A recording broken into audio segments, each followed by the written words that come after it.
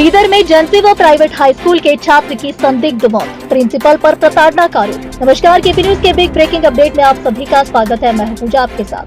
बीदर शहर के प्रताप नगर स्थित एक निजी स्कूल में 10वीं कक्षा के छात्र 16 वर्षीय समीर की मौत से सनसनी फैल गई है। जी हाँ, जानकारी के अनुसार समीर आज सुबह स्कूल गया था, जहां चौथी मंजिल से गिरने के कारण उसकी मौत हो गई है। मृतक छात्र के परिजनों ने स्कूल की मुख्य शिक्षिका भाग्यम्मा पर गंभीर आरोप लगाया है। परिवार का ये भी कहना है कि छात्र को अधिक अंक लाने के लिए दबाव बनाया जाता था और विभिन्न तरीकों से प्रताड़ित किया जाता था। समीर पहली कक्षा से इसी स्कूल में पढ़ रहा था। घटना के बाद BRIMS अस्पताल के शवगृह के बाहर परिजनों का रो रो कर बुरा हाल है। न्यूटाउन पुलिस ने मामला दर्ज कर आगे की जांच शुरू कर दी है। पुलिस सभी आरोपों की जांच कर रही है। सर मार्निंग 7:30 स्कूल ಹೋಗಿದ್ದಾನೆ ಸರ್।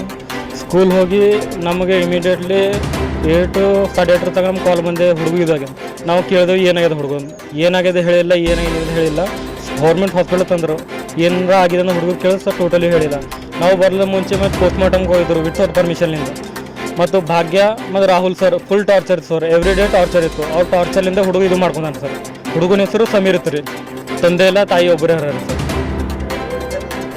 10th ಕ್ಲಾಸ್ ಇದ್ದಾರೆ ಟಾರ್ಚರು ಆ uniform torture plus cutting torture ಆ ದನಗಳಿಗೆ ಮೈ ತೊಳಿಬೇಕು ಹಿಂಡಿ ತೆಗಿಬೇಕು ಪ್ಲಸ್ ಅವ್ರಿಗೆ ಎವ್ರಿ ಮಂಗಳವಾರ ಅವ್ರಿಗೆ 5 ರೂಪಾಯಿ ಕಾಯಿನ್ ಕೊಡಬೇಕು ಹರೊಬ್ಬ ಹುಡುಗು ಫುಲ್ ಟೆನ್ಷನ್ ಇತ್ತು ರೀ ಅವನಿಗೆ ಸ್ಕೂಲ್ ಯೂನಿಫಾರ್ಮ್ ಟೆನ್ಷನ್ ಅವನಿಗೆ ಮೆಂಟಲಿ ಟಾರ್ಚರ್ ಇದ್ರು ಫುಲ್ ಟಾರ್ಚರ್ ಕೊಟ್ಟರು ಅವರು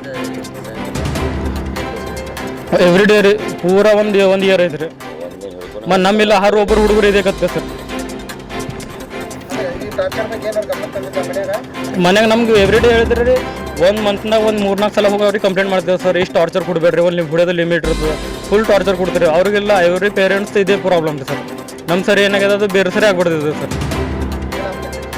ನಾವು ಸ್ಕೂಲ್ ಟೀಚರ್ ಮ್ಯಾಗ FIR ಆಗಬೇಕು ಸರ್ ಭಾಗ್ಯ ಪ್ಲಸ್ ರಾಹುಲ್ ರೀ ಸರ್ ಫೌಂಡೇಶನ್ ಯಾರ ಅದು ಜನಸೇವದು ಅವ್ರ ಮ್ಯಾಗ ಫುಲ್ ಆ್ಯಕ್ಷನ್ ತೊಗೋಬೇಕ್ರಿ ಸರ್ ನಮ್ಮ ಹೆಸರು ಸಿರಾಜ್ನ ಹುಡುಗನ ಮಾಮ ಇದ್ದಾರೆ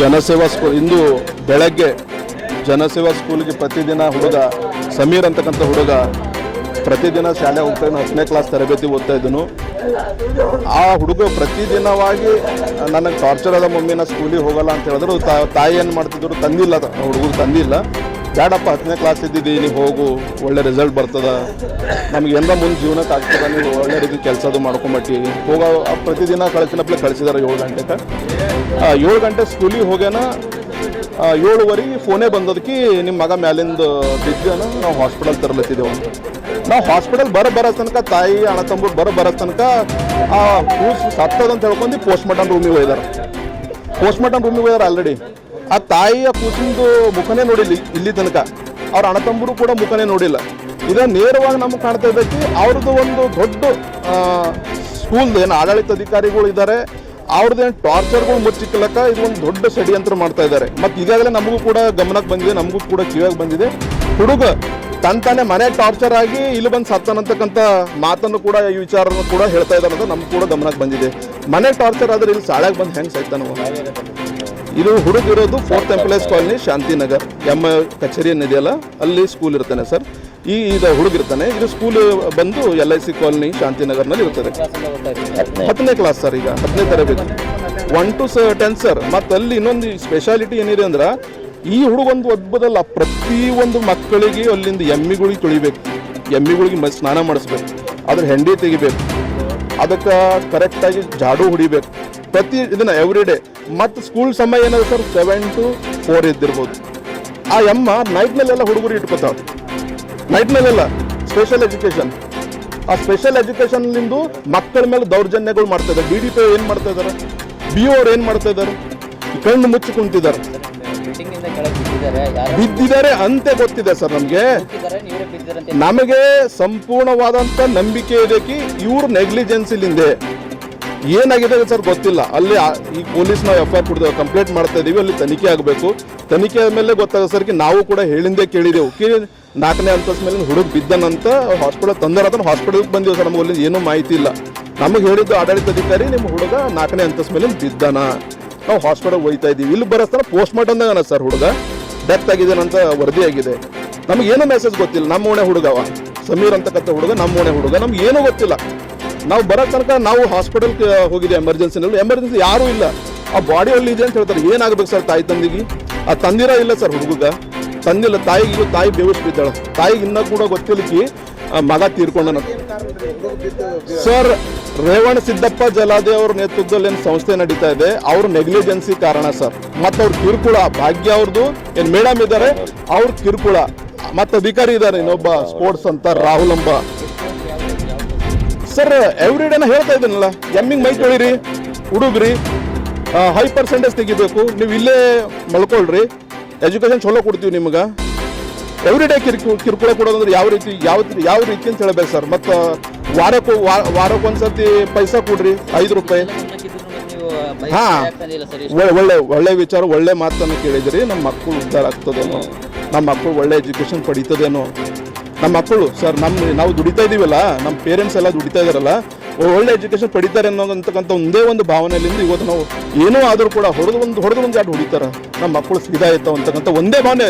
ಇದು not only Sameer sir, not only Sameer, ಇದು ಪ್ರತಿಯೊಂದು ಪೋಷಕರದ್ದು ಸಮಸ್ಯೆ ಇದೆ ಸರ್. ಯಾಕಂದ್ರೆ ನಾವು ಅದೇ ಬಡಾವಣೆಯಲ್ಲಿ ಇರ್ತೀವಿ. ಅನೇಕ ಜನ ನಮಗೂ ಬಂದು ಹೇಳ್ತಾರೆ, ರೇವಣ ಸಿದ್ದಪ್ಪ ಸರ್ ಮನೆಗೆ ಹೇಳಿದೆ ನಾನು ಸರ್. ಏನಂತಂದ್ರೆ ಸರ್, ಅಮ್ಮ ನಾನು ಹೋಗೋದಿಲ್ಲ, ನನಗೆ ಹೊಡಿತಾ ಇದ್ದಾರೆ ಈ ರೀತಿ, ನಾನು ಹೋಗಲ್ಲ. ಇಲ್ಲ ಬೆಟ್ಟ ನೀವು ಹೋಗು, ಹಂಗೆ ಬೇಡ, ಇದೊಂದು 10th ಇದೆ, ಇದೊಂದು ಮುಗಿಸ್ಕೊಂಬಟ್ಟಿ, ಅದನ್ನು ಟ್ಯೂಷನಲ್ಲಿ ಎಲ್ಲರೂ ಹಾಕ್ತೀವಿ ನಾವು. ಸೊ ಇದೊಂದು 10th ಇದೆ, ಮುಗಿಸ್ಕೊಪ್ಪ, 1 to 10th ಒಳ್ಳೆ ಕಲ್ತಿದ್ದಿ, 10th ಒಳ್ಳೆ ರೀತಿಯಿಂದ ರಿಸಲ್ಟ್ ತೆಕ್ಕೊಂಬಟ್ಟಿ, ನಾವು ನಿಮಗೆ ಎಲ್ಲ ಬೇರೆ ಕಡೆ ಅಡ್ಜಸ್ಟ್ ಮಾಡ್ತೀವಿ ಅಂತ ಈ ರೀತಿ ಚರ್ಚೆ ಆಗ್ತಿದೆ. ಮನೆಯಾಗ ಹೊಡೆದಿಂದ ಪ್ರತಿ ಸತಿ ಹೇಳ್ತಾ ಇರ್ತೀನಿ ಅಂತವ. ಯಾಕಂದ್ರೆ ಒಬ್ಬ ಹುಡುಗ ಸರ್, ಆ ತಾಯಿಗೆ ಒಬ್ಬ ಹುಡುಗ, ತಾಯಿ ಒಲ್ಲಿ ಭಾಂಡೆ ತಿಕ್ಕಿ ಆ ಮಗನಿಗೆ ಓದಿಸ್ತಾರೆ ಸರ್.